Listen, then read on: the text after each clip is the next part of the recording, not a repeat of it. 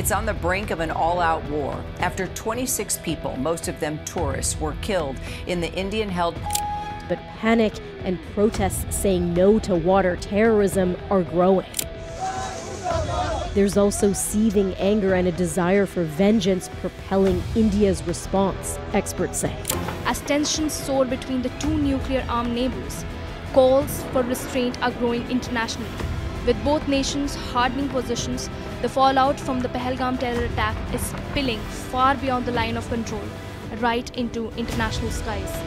The deadliest militant attack on civilians in 2 decades triggered a security crackdown in Indian-controlled Kashmir. ধরুন কাল সকালে ভারত ও পাকিস্তানের মধ্যে যুদ্ধ শুরু হলো। রকেট ছুড়ে যাচ্ছে আকাশে, ট্যাঙ্ক চলছে সীমান্তে, আর মাটিতে পড়ছে লাশ।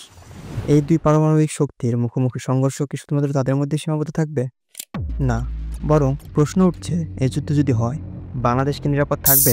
বাংলাদেশ সরকার বরাবরই শান্তিপ্রিয়, কিন্তু ভূরাজনৈতিক ব্যবস্থা বলছে ভারত ও পাকিস্তানের সংঘর্ষে বাংলাদেশ চাইলে নিরপেক্ষ থাকতে পারবে না। কারণ আমরা ভারতের একদম প্রতিবেশী, সীমান্ত জুড়ে রয়েছে সেনাঘাঁটি, পাকিস্তান ও ভারতের উভয়ের সাথেই আমাদের কূটনৈতিক সম্পর্ক। যুদ্ধ শুরু হলে কূটনৈতিক চাপ, রিফিউজি সংকট ও আঞ্চলিক অস্থিরতা সব মিলিয়ে বাংলাদেশে অস্থিরতা ছড়িয়ে পড়বে। ভারত ও পাকিস্তানের যুদ্ধ মানেই সীমান্ত দিয়ে শরণার্থী ঢুকবে, যেমনটা আমরা 1971 সালে দেখেছি। প্রশ্ন হচ্ছে, বাংলাদেশ কি এত বড় জনস্রোত সামাল দিতে প্রস্তুত? সেনাবাহিনী আছে, বিজিবি আছে, কিন্তু তাদের ফোকাস যদি পাল্টে যায় অভ্যন্তরীণ অস্থিরতার দিকে, তখন নিরাপত্তা সংকট তৈরি হতে পারে। পাশাপাশি যদি কোনো পক্ষ চায় আমাদের ভূখণ্ড ব্যবহার করতে, তবে তো আন্তর্জাতিক সমস্যা আরও বাড়বে। ভারত ও পাকিস্তানের যুদ্ধ মানেই দক্ষিণ এশিয়ার আকাশ ও সাগর পথে অস্থিরতা। যুদ্ধ শুরু হলে আন্তর্জাতিক শিপিং রুটে ঝুঁকি বেড়ে যাবে। বাংলাদেশের মূল আয় আসে পোশাক শিল্প, রেমিটেন্স ও আমদানি নির্ভর ব্যবসা থেকে। যুদ্ধ হলে আন্তর্জাতিক ক্রেতারা অর্ডার কমিয়ে দেবে, বিমানের ফ্লাইট বন্ধ হবে বা বিলম্বিত হবে, পণ্য পরিবহনের খরচ বেড়ে যাবে। সবচেয়ে ভয়াবহ বিষয় হলো তেল ও গ্যাসের দাম আকাশ ছোঁয়া হতে পারে, কারণ যুদ্ধ মানে বিশ্ববাজারে অনিশ্চয়তা। তখন আমাদের ভোক্তা বাজার সরাসরি ক্ষতিগ্রস্ত হবে। চাল, ডাল থেকে শুরু করে প্রতিটি নিত্য প্রয়োজনীয় জিনিসের দাম বেড়ে যাবে।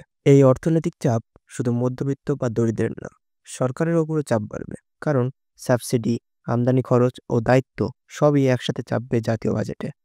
তাহলে বাংলাদেশে আসলে করণীয়টা কি? প্রথমত, বাংলাদেশকে অবশ্যই আন্তর্জাতিক মঞ্চে শান্তির কণ্ঠ হিসেবে অবস্থান নিতে হবে। দ্বিতীয়ত, সীমান্ত নিরাপত্তা, খাদ্য মজুদ ও তথ্য নিরাপত্তায় বিনিয়োগ বাড়াতে হবে। তৃতীয়, এই সুযোগে যদি বিদেশি শক্তি আমাদের ব্যবহার করতে চায়, তবে সে ফাঁদে পা না দেওয়াই হবে আমাদের কৌশলী সিদ্ধান্ত।